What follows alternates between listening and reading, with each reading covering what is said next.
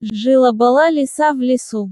Она была очень хитрой и умелой, но ей всегда не хватало чего-то большего. Однажды, она услышала о золотом яблоке, которое находилось на другом конце леса. Лиса решила отправиться на поиски этого яблока. Она шла долго и устала, но наконец-то добралась до места, где находилось золотое яблоко. Но перед ней встала проблема, яблоко было на вершине высокого дерева. Лиса подумала и придумала хитрый план. Она начала льстить яблоку, говоря, что оно самое красивое и вкусное в мире. Яблоко было очень довольно и спросило лису, что она хочет взамен за то, что она так хорошо о нем отзывается. Лиса ответила, что она хочет сделать фотографию с яблоком и выложить ее в своем блоге.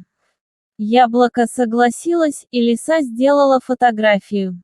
Но как только фотография была сделана, лиса схватила яблоко и убежала. Она была очень довольна собой и своими хитрыми планами. Но когда она вернулась домой и открыла свой блог, она увидела, что все ее подписчики были разочарованы в ней. Они не любили лжецов и обманщиков. Лиса поняла, что ей нужно быть честной и не обманывать других ради своих интересов. Она решила больше не использовать свою хитрость для того, чтобы получить то, что ей нужно.